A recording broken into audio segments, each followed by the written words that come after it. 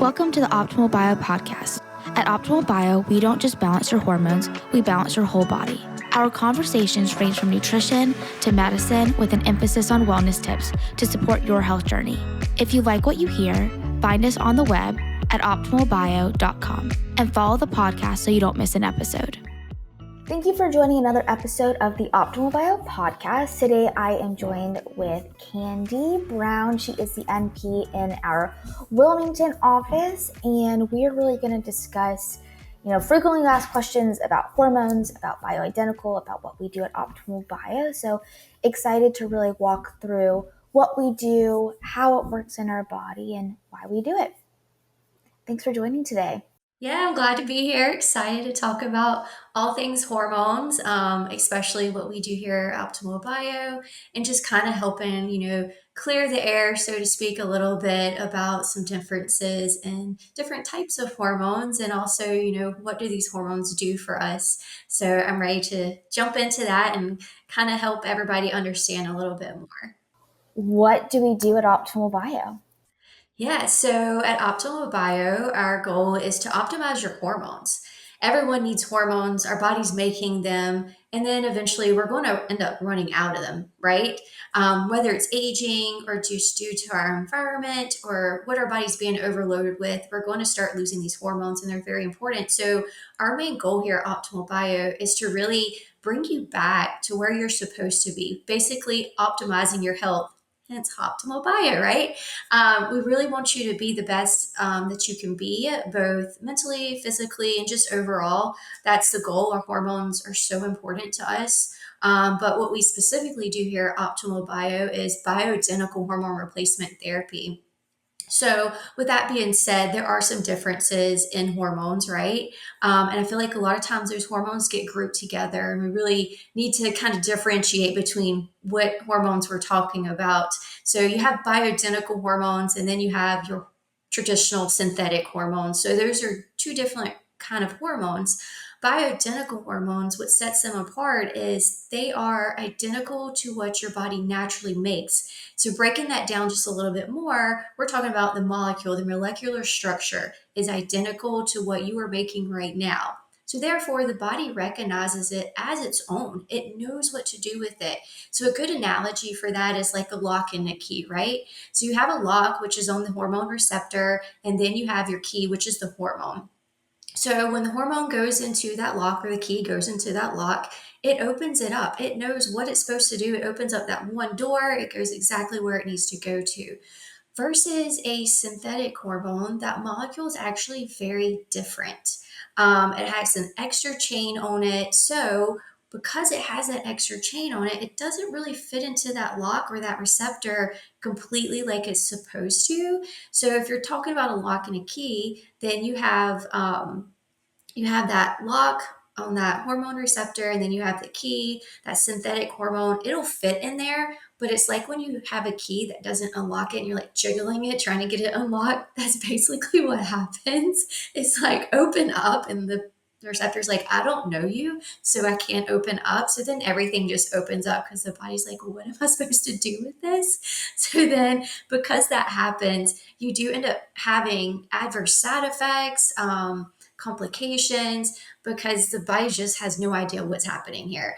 And so that's the big difference, is basically the molecular structure itself. So you always want to make sure you're giving your body something that it knows what to do with, and so you don't have those side effects. I think a good example of that is estrogen. We hear a lot about estrogen, and I feel like she always gets a bad rap, but she's actually a really good hormone. So, right. We need her. Right, we need her. So we have, I hate to jump into something, but I just wanted to clarify this. We have different estrogens in our body. So the estrogen that we give in the pellet is estradiol, E2, our nice healthy reproductive estrogen. We love her. She does so many good things for the body. She has like around 300 functions, so you definitely need her. But a good example of a bioidentical estradiol is going to be her structure. So she has an arrangement of like carbon, hydrogen, oxygen atoms that your ovaries would naturally produce. So it's something that your ovaries are naturally producing right now. So because that molecule is the same, it has those same atoms, it knows exactly what to do with it. As soon as you give yourself a synthetic estrogen, your body has no idea what to do with that molecule because it has different atoms.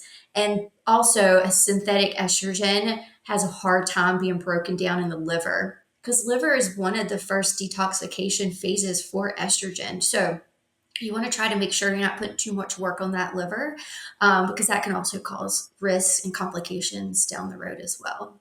And, you had mentioned as we age, our hormones decrease, but because of environmental factors, our hormones are decreasing at a lot quicker rate. People are surprised to hear that our average age patients, 37 to 42, both male and female.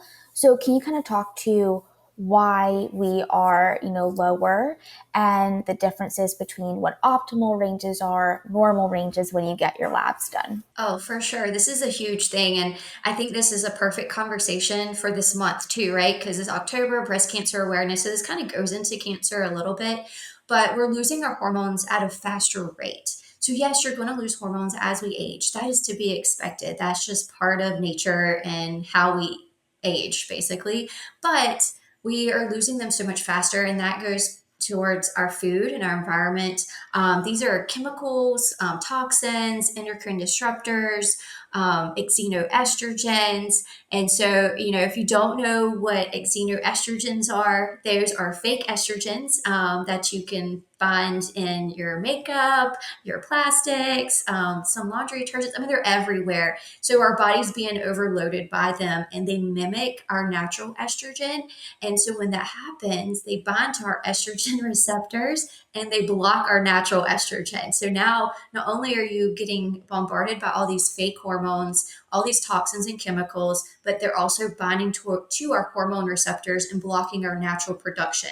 So now we're losing our natural hormone production because we have all these fake estrogens and fake hormones and toxins and endocrine disruptors. And that's your pesticides, your plastics, makeup, common household products. So if we look at the younger population today, they are being exposed to these toxins and these endocrine disruptors and chemicals at a younger age than a lot of us older adults. And so now, because they have that exposure at such a young age, even in vitro, they're starting to lose these hormones earlier than they naturally would. So, yeah, we're having all these younger kids coming in here in their 20s with low hormones, which is wild to me. And I'm just like, oh my goodness, where are they going to be in 5 or 10 years? If we don't start doing something about our food and our environment, we're just going to continue to see a decline. Also, our lab ranges, if you notice, they do change. And a lot of times they're being lowered, and that's because they're adjusting to our current population. We know lab ranges are adjusted every so many years based off of population. So if our population is getting sicker, we're chronically ill, you're going to end up having what I call a sick range. This is no longer a normal range, which makes sense because a lot of us are being told, yeah, you're normal, you're fine. Well, I don't feel normal, I don't feel fine, something's wrong. And they're going based off of these current lab ranges, which are sick ranges. These are no longer normal ranges. A good example of that is cholesterol, which started back in the 70s. High cholesterol in the 70s was over 300. Today, it's over 199, even though there's been studies out of Japan and Finland that show low cholesterol actually can lead to early mortality. Your body and your brain both make cholesterol. You need it. It's there for a reason, right? Inflammation is probably one of the biggest drivers of high cholesterol. So I think it's really just getting back to the root cause of what's happening. But I bring up cholesterol because I feel like most people are familiar with cholesterol and familiar with cholesterol's ranges and can relate to that a little bit easier than a hormone range because no one checks our hormones. So we have no idea what any of that means until they come to us and we explain it to them. What is actually going on here? So I think cholesterol is a good example that anybody could probably understand and relate to, but it just goes to show how those ranges are being changed and lowered and how it's actually not doing you any good and it's actually making it worse because also low cholesterol affects the brain. Your brain makes cholesterol. If you lower your cholesterol, you're going to see a decrease in that mental clarity. You're going to see brain fog. You're going to see early dementia, Alzheimer's. It's going to affect it and no matter what you do, it's going to happen. So I think making sure that we're looking at the root cause of stuff, understanding what's optimal versus what's normal today is so important. So important. It's like once you explain what normal ranges mean on your labs and explaining that every year the normal range of testosterone decreases, then it makes sense. Because, I mean, you see patients every single day, right, that don't feel well, don't feel like themselves, but they go to the doctor and they're normal. Well, okay. But and then we explain like normal is the average of a sick population. Got it, right? It's like tangible to make why they feel that way. And we always tell our patients, like, you know yourself better than anyone else. Exactly. Yeah. I always tell patient it goes back to, your symptoms. Labs are there really to kind of guide you in treatment. They're not the end all be all. It's not, well, this is what it is. So that's what that's just it. Go on about your life. I'm sorry. There's nothing I can do for you. You really got to look at the patient. Everybody knows their body better than the next person. And so I always tell every patient of mine, yes, I'm going to check labs. Yes, we're always going to go over them, review them, talk about what it means, but also what it means to you, because you are your own unique person. How your body responds and metabolizes anything, even hormones, blood glucose, anything, is going to be different than the next person. So you are your own unique person. So we really have to make sure we're addressing that patient and not just their labs, and having that conversation together. Like, okay, well, this is what your labs look like, but how are you feeling? Because you may not be feeling good, even though it looks like you should be. And so that's really, how here at Optimal Bio, anyways, how we address our patients and make sure that we're tailoring that treatment to them, because that's so important, especially with hormones. Absolutely. And, what are some of the top reasons why we see people every day? Yeah, we get a lot of people coming in here with brain fog, kind of going back to that cholesterol, brain fog, decreased mental clarity, low energy, poor sleep. Lately, I've gotten a lot of patients coming in saying, I just don't feel like myself anymore. Something's changed. I'm sure it has, and we're gonna see that for sure. Sex drive is also a big one, especially as we get older. Yeah, we're gonna lose hormones, and guess what? You're gonna lose that sex drive, and that's so important, especially in a relationship. Um, Sex is not everything, but intimacy and having that connection with your partner is really important for a relationship. So I feel like those are some of our big concerns: is energy, sleep, sex drive, and brain fog. We do get patients in here that are concerned about their joints and their bones. Hormones play a big role in bone health and joints as well, especially for females as they enter menopause. They lose a lot of hormones: testosterone, estrogen, progesterone. Our three main girls is what I call them. They all have anti-inflammatory benefits, but they also, especially testosterone, estrogen, play a huge role in rebuilding, repairing bone. So helping prevent osteoporosis down the road is huge. So it's a little mixed, but those are probably definitely the top ones that I hear a lot of. Absolutely. It's like, how many times do we hear, I'm just tired of being tired? Or like, I can't remember a word. And it's like, yes, it's because you need testosterone, and this is why it works. So, kind of give me an overview, because we could be talking for hours on this, but how does, say, testosterone specifically help, both men and women with the energy, with the fatigue, and with the brain fog? And I think you made a great point, just like those aches and pains. How does testosterone help with that? So yeah, testosterone is a huge hormone. It's actually considered the most active and abundant human hormone for both men and women. So yes, ladies, we make testosterone. We need it. Of course, we don't make as much as a guy because we're different, right? We don't probably need that much for sure, but we definitely have it. So it's important for both men and women. And so testosterone has hundreds of functions in the body. So it has a big job. Yes, it helps us feel good, but it's also very preventative. So when it comes to our mental clarity, our mood, brain fog, what happens in the brain is when it becomes inflamed or under chronic stress or trauma, it's going to present itself as brain fog or decreased mental clarity, maybe some anxiety, depression, mood disorders. It's not going to present itself like the rest of our body would with like the joint pain or aches. So, testosterone plays a huge role in that brain health and helping clear up that mental clarity and that brain fog. And what it does is, one thing is it increases the neuroplasticity of the brain. So the neuroplasticity of your brain is how your nerves and neurons in the brain talk to each other or communicate. So when they're not able to communicate, then you see that lack of communication, and therefore it presents itself as decreased mental clarity or brain fog.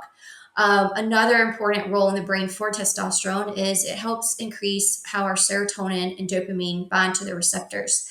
Serotonin and dopamine are good happy hormones, right? They play a huge role in how we feel, also a big role in sex drive too.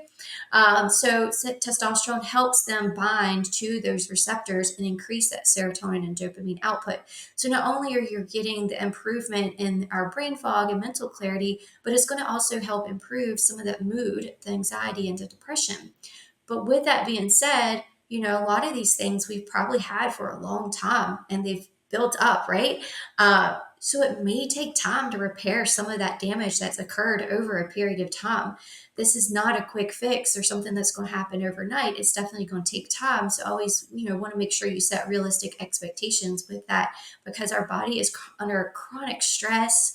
Our brain is under chronic stress. Our environment's just bombarding us with everything it can. And so our body's trying to adapt and keep up.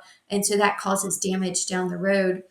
But also, testosterone is great for energy production. It helps increase that mitochondria in our cell, our energy source, so that way we have more energy. It's really important in just how you feel overall, because it's going to improve, like I just mentioned, those good happy hormones, but it's also going to improve on a cellular level how your cells function, giving them the energy to do what they're supposed to do. So it works through head to toe, the whole body. You're going to see benefits. Now, everyone's going to see benefits differently because everyone's different. One person may notice, their sleep and energy is better. The other one may notice their sex drive and sleep's better. You're going to notice benefits because the hormones, that's what they do. They go in and try to put out all these little fires and then try to repair all that damage. And therefore, it leads to improved energy, improved joint pain, better mental clarity, improved sex drive. So it does a lot of unique roles. And that's for both men and women. There's no difference.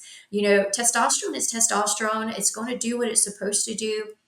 The only difference is we just don't get as much as a guy, like I said, as we shouldn't. So it's going to do the exact same way. It doesn't discriminate whether you're a guy or a girl. It's going to work on a cellular level the same way, no matter what you are. Exactly. And, understanding that every cell in our body has a testosterone receptor, we need it. Hormones are chemical messengers. And you kind of said it a few minutes ago, testosterone cleans out inflammation, which is the root cause of most chronic diseases, cancers. And so once your hormones are in those optimal ranges, little by little, you're going to start healing. You're going to start feeling better. So you may have come in for that fatigue, that brain fog, that trouble sleeping. And then months down the road, you're like, wait, I see my muscle. I'm burning fat. I less aches and pains. Because when you say something has 500 functions and people start glazing over, it is true. And little by little, your body's going to start healing and, function properly. Yeah. Testosterone is such a good hormone. And I think also when you're, having these conversations, with patients, it's really making sure you're having that conversation to that specific concern they're having, because we all have concerns, right?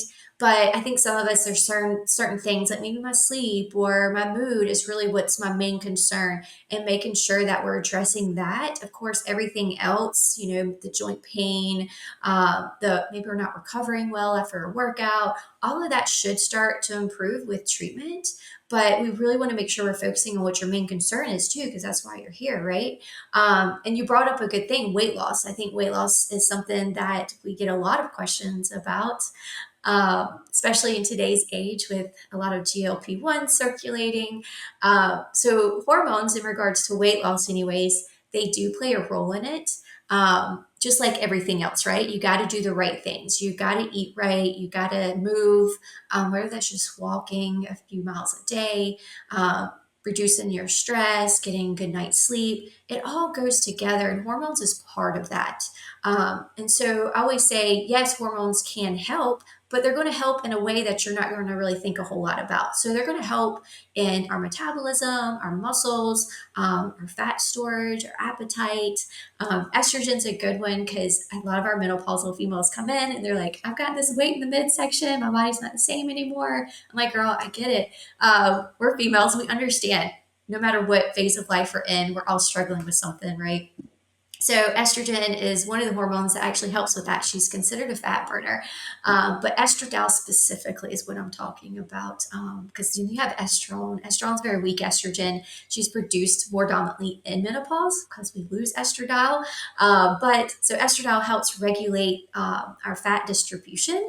So when estradiol levels drop, whether that's in perimenopause or menopause, then we're going to see everything shift. And that's going to be even your body and your fat. And so it's going to tend to shift towards that midsection, which is where we all see it when we get into that phase of life. So making sure we get those estradiol levels back to where they're supposed to, that helps redistribute that fat. So it's no longer in that midsection and it's where it's supposed to be. Another hormone, which we haven't really talked a whole lot about, is progesterone. I love progesterone. I think she's one of the best hormones. But outside of calming us down and helping with our sleep, she's actually considered a natural diuretic. So she helps reduce water retention and bloating. So she doesn't directly work on fat, but she helps with that fluid retention and that bloating we may be having from that shift. And I think it's such a good reminder because in life and medicine, when you're thinking about your body, we forget or we're not told that it all works together. And you have to, especially hormones, you have to look at how testosterone, estrogen, and progesterone work together for a female. And for men, how testosterone and estrogen work together. Men need estrogen too in that right balance. And so that's why it's so important, like you talked about. Yes, we do labs. Yes, we're talking to the person. What are their symptoms? Because overall, usually women before perimenopause, around menopause, are getting testosterone only. And then once, depending on levels and symptoms, that's when we add that estrogen and progesterone because all play such a vital role in feeling better in their symptoms in those optimal ranges. Yeah, for sure. And I didn't even mention, testosterone, but testosterone plays a role too in our weight, obviously. I wanted to mention estrogen and progesterone because I feel like we don't really think a lot about them when it comes to weight. Absolutely. Or you think, oh, estrogen and progesterone making me gain weight. And it's like, no, what are we talking about? Let's pull it back. Exactly. Yeah. Let's actually look at the hormone itself, see what it's actually doing in the body. Yes, maybe a synthetic estrogen or progestin absolutely could probably cause some of those side effects. Because going back to the beginning, that molecule is very different. The body's like, what the heck is this? What am I doing? It's just not doing what it's supposed to.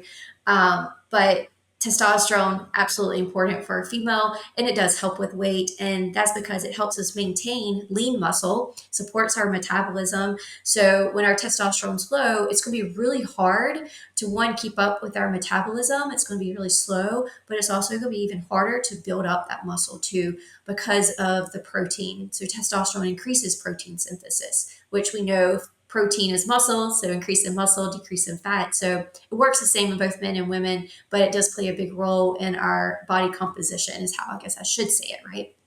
Absolutely. And how do hormones play a role with insulin and insulin resistance? So that's a good point.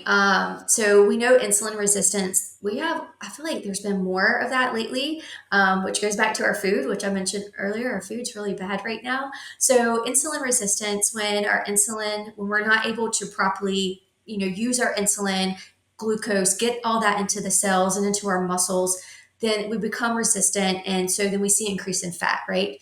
We see increase of our body not able to properly use the insulin and the glucose like it's supposed to. It's not able to get into the cells, into the muscles. So we become resistant. So testosterone actually has been shown in studies to decrease that resistance by increasing the sensitivity. So once we become sensitive to insulin, then that insulin and the glucose are able to get into the cells, into the muscles, and then our fat distribution and composition is able to balance out. So really important. We know even with like cancers and some chronic diseases, metabolic disease is huge, syndrome, insulin resistance plays a huge role in that. And our hormones help regulate some of that. Absolutely. And kind of veering a little off, estrogen dominance is such I feel like a hot topic, but also not understanding where do we get that from and what does that mean? Because again, we need estrogen, we need the right type of estrogen and that balance with testosterone and progesterone. So one, what is estrogen dominance? What are some symptoms that may result from that? And how does BHRT help with estrogen dominance? Yeah, so estrogen dominance, which is a really hot topic right now, especially with it being October and breast cancer awareness, because there's still a lot of fear about estrogen out there. And I feel like clearing that up is really important, having those conversations. So, estrogen dominance is an imbalance, basically. It's an imbalance between estrogen and progesterone, and sometimes estrogen and testosterone as well. So if estrogen's not balanced out properly with progesterone or even with testosterone, then we become dominant, meaning there's a lot of unopposed recirculating estrogen in the body that's not regulated. So you've got to make sure you have the right things in place to help regulate estrogen. And that's progesterone, sometimes testosterone, but also certain supplements, diet, and your environment. Because really it's your environment that's overloading your body with a lot of these fake estrogens, like I mentioned earlier, is estrogens, toxins, endocrine disruptors. So when your body gets overloaded with all of this fake estrogen, now your body's in an estrogen dominant state because now we don't have enough progesterone to balance her out. I always refer to estrogen and progesterone like sisters, because you do need both of them. But estrogen, she's great. She does a lot of good things for us girls, and for men too, actually, because we know testosterone converts some to estrogen in men. And so she's very beneficial for men's health too. But with estrogen dominance, which can be seen in men as well, so men can have estrogen dominance too. But with estrogen, she does a lot of great things. She can go down 3 different pathways in the body. I always say two's bad, one's good. So there's 2 pathways that aren't good, and there's one that's good. So you always want to go down that good pathway. And then she also goes through detoxification phases in the body. So you have phase 1 and 2, which start in your liver, and then phase 3 is where our gut plays the big role. And then we pee and poop out basically the excess estrogen. Well, if there's too much estrogen or if there's not enough progesterone or testosterone, there's not enough things in place to help regulate her through that right pathway, push her through those right detoxification phases, then what happens is she gets reabsorbed into the body. You're no longer getting rid of that excess estrogen. She's getting reabsorbed. And so now she becomes unopposed again and recirculating. And who knows what all she's going to get into because she's a wild one. So progesterone is what you have to kind of balance her out. Progesterone basically says, girl, you're doing too much. Get back in your lane and do what you're supposed to do. Progesterone also is anti-growth. So she helps protect the breast tissues. She helps protect the uterus. Oversaturation of estrogen on the uterus can increase risk for uterine cancer. Also, with breast tissue, if estrogen has been reabsorbed or unopposed, then she can stimulate growth in the breast tissue.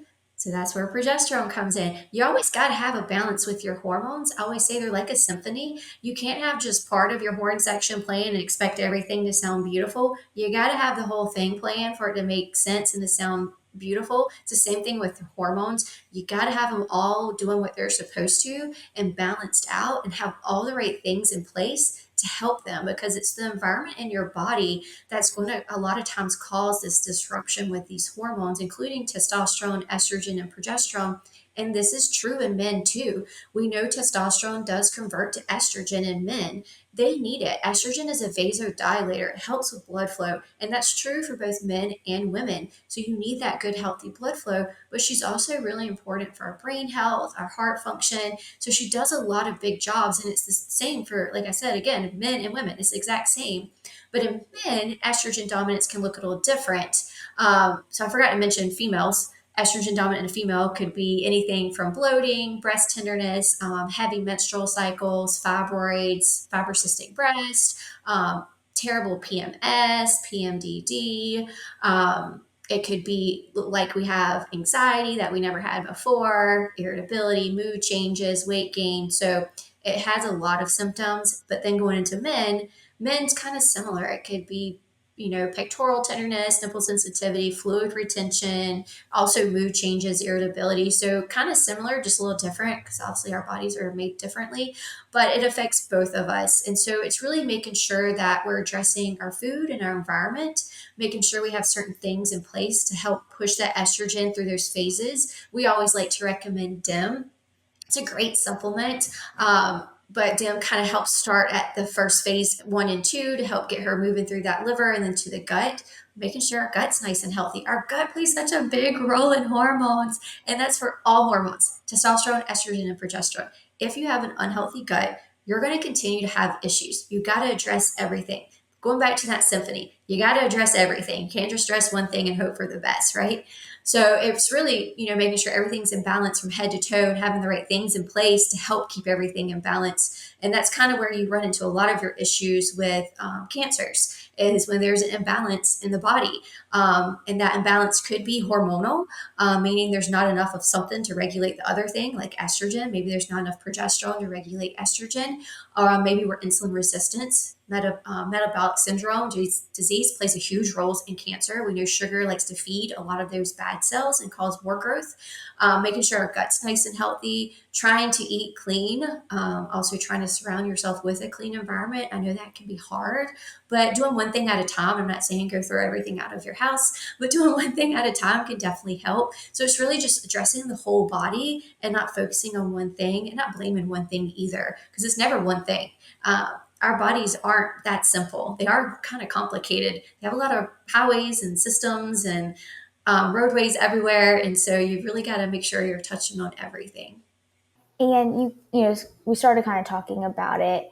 Of course, what we treat helps day-to-day symptoms. We want you to feel better day to day, but also it helps preventative care. So really, kind of walk us through how it helps, heart health, brain health, bone health, and just cleaning that inflammation out, because most chronic illnesses, diseases, cancers can be prevented. Yeah, for sure. Hormones are very preventative, and that's why you see like females at an older age have higher incidence of cardiovascular disease, which is the number one killer of females, right? We see higher rates of cancers, including breast cancer. You also see higher rates of osteoporosis, Alzheimer's, dementia. So all this happens at an older age. So what is the correlation there? Well, a big correlation is our hormones. Our hormones are very protective, very preventative as well. Testosterone, for example, has been shown to decrease inflammation in the body. It's been shown that in studies. That's what it does. The hormone itself decreases inflammation. So I always say if we can decrease inflammation, you're going to decrease how hard that heart works. So you're going to decrease the heart's workload. You're also going to make those arteries nice and elastic. So in the arteries, you have a lining called the endothelium lining. When that becomes damaged from either inflammation, chronic stress, oxidative stress, it can become really stiff. And then sometimes it can actually form a crack. And then things that aren't supposed to be in that lining end up dumping into it. Testosterone actually goes in there and repairs the damage in the endothelium lining. It's been shown that it's very anti-inflammatory. So it helps put out all those little fires. Same thing with estrogen. Estrogen is also anti-inflammatory. She does very similar work as testosterone, helping put out those fires, decrease, keeping that heart nice and healthy, making sure it's not working too hard. Very important also for brain health, which I think I talked about earlier. Testosterone and estrogen are very important for brain health, helping keeping that inflammation down in the brain so that the neuroplasticity is able to function appropriately. There's nerves and neurons talking to each other, helping with those good happy hormones, making sure they're binding to the receptors and then being released. Bone health is huge, especially for us girls. So females naturally have lower bone density mass compared to a man. So just being a girl, we're at higher risk for osteoporosis. It's always a joy being a female. But so testosterone and estrogen have both been shown to help repair and build the bone. So as we age, we lose bone, and that's because we're also losing hormones. There's medications that they'll give some females for osteoporosis. That's basically a Band-Aid. That is not fixing the issue. And that's actually going to make your bones more brittle than they actually are. So hormones are the root cause issue with bone health. Very important. I know in my practice here in Wilmington, I've had some females where they had their bone density scan. It showed they had osteoporosis. A year or two later, it's either gone or it's 80% better. So it just goes to show you right there, just proof in the patients that it actually does what it does. And you really can't dispute what a hormone does. That's just what it's made for a reason. We're making these hormones for a reason, and they're very preventative. Also very preventative for, and I know this may seem a little vain, but females love their hair and their skin.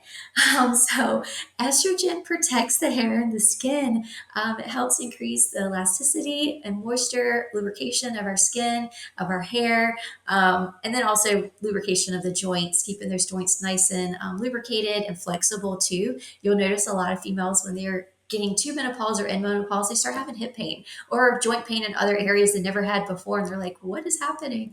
Well, it's the loss of your hormones. Testosterone and estrogen both increase lubrication and the flexibility of those joints. And so then they become really stiff. They become, less lubricated, and they also become inflamed too, because you got all that inflammation, which also, I know this is a little off topic, but inflammation in menopause, you see a lot of menopausal females with higher cholesterol levels. So because they don't have those hormones anymore, one of the big reasons they don't have those hormones anymore to keep that inflammation down. So now their cholesterol is rising, because we know cholesterol, one of the big reasons it's made is to go in and repair damage. Inflammation causes damage. So it doesn't, they all do so many things. I love our hormones because they do help protect us down the road. They help put out the fires with the inflammation. They help support us in how we look and feel. They also help support making sure we don't have all these abnormal cells growing and having a field day somewhere. So they just have so many benefits, and I feel like they shouldn't get a bad rap. I think everyone should definitely make sure that they're doing their own research, which is huge, because you need to be your own advocate and understand, what someone's telling you and be able to advocate for yourself. Absolutely. You have to be your own advocate. And I think that's the beauty of the past few years, that people are realizing you have to be your own advocate. The internet and social media, there's so much negative with it, but there's also so much positive that you can do your own research. See all different thoughts from different providers in this space, and remembering your body and how you want to feel, and the different pieces that you need to start feeling better. Sometimes aging gets a bad rap, and it's like, no, the negatives of aging is because low hormones, more toxins, right? It just builds on it. But aging is a beautiful thing, and we should be able to feel good and not be like, oh, it's because I'm 35. It's like, what? 35 is your prime. Like, you should feel great. 30, like everyone says, 30s, 40s, 50s are better than your 20s, and they are. 20s are a wild time. So we should give our body what we need, and so that we can age gracefully. And you only get one body, so you need to take care of it. And also think about, when you retirement, you should be living your best life. You shouldn't be at doctor's offices all the time because of an ache or a pain, or you're needing this blood pressure medicine or this or that. You really should be having the best time of your life because you deserve it. You've worked all these years for this.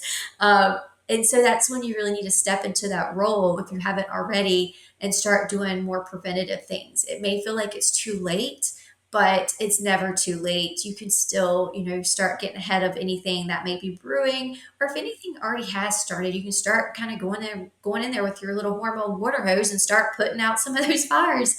That way you can live your best retirement life. I think it's so important because we do get a lot of retirees in here, and I feel so bad because this is their prime. They worked so hard to get to this point, and they need to be able to enjoy it. That's the thing. Like, if you come into any of our offices and you're sitting in the waiting room, we have people all ages, all walks of life, male, female, 30, 50, 70, who just want to feel better, because we forget sometimes that our health impacts everything else in our life, and just wanting to feel good each day. And of course, we're all going to have bad days, right? But it really makes a difference of your health. And like probably a few years ago, I was listening to a podcast, and he described testosterone as the motivator. And I'm like, what a perfect way to summarize what testosterone does and how it helps everything in our body, but the outward of how, like, you get out of bed, you just have a different, motivation to run through the day. Yes, I've seen that in some of my younger patients. I have patients as young as 19 years old. I mean, hormones don't discriminate on how old you are. So, I mean, no matter how old you are, you need hormones. And their biggest thing after starting treatment is I feel so motivated. I'm able to go work out. I'm able to go to school, or I'm able to go to my new job. And it's really good to see that. It's because they should already be feeling like that at that age. And sadly, they're not. And I think that's just a result of our environment and our food, honestly. And also screen time too, being indoors too much. Got to get outside. Yes, go outside and touch the grass, be in the sun. Yes. Yeah. So I think all that's kind of put them in this situation. So it's really, I love seeing that they've made such a big turnaround and now they're able to enjoy life as they should already. But I'm glad we're able to step in and help them with that.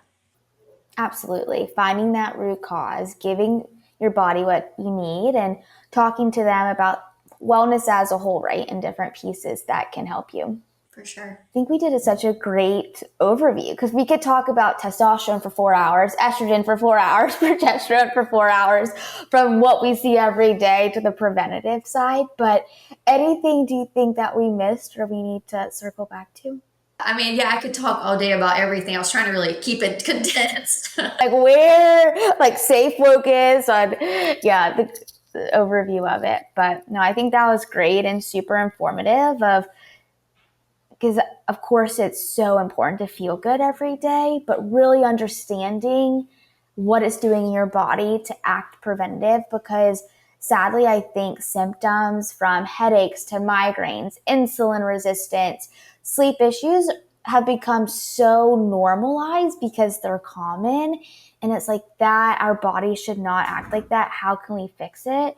And like you said, how can we always say our job is to keep you out of other doctors' offices because there is so much that we can do to keep our bodies healthy and running as normal, because our bodies are incredible. We just have to give it the right things. Yeah, for sure. Yeah, I think so. And I'm glad we addressed weight loss because we do get a lot of those questions. And so I wanted to clear that up. And nothing that's a quick fix is probably going to be beneficial for you. Exactly. Well, awesome. Thank you. This was so great. Yeah, thank you. I enjoyed it. This has been a production of Optimal Bio. Optimal Bio is CEO Tylar Brannon, Medical Director Greg Brannon, podcast host Tylar Brannon. The podcast can be found on our website, optimalbio.com, on Apple Podcasts and Spotify. Our theme song is Sunwave by Paradiso, provided by Epidemic Sound.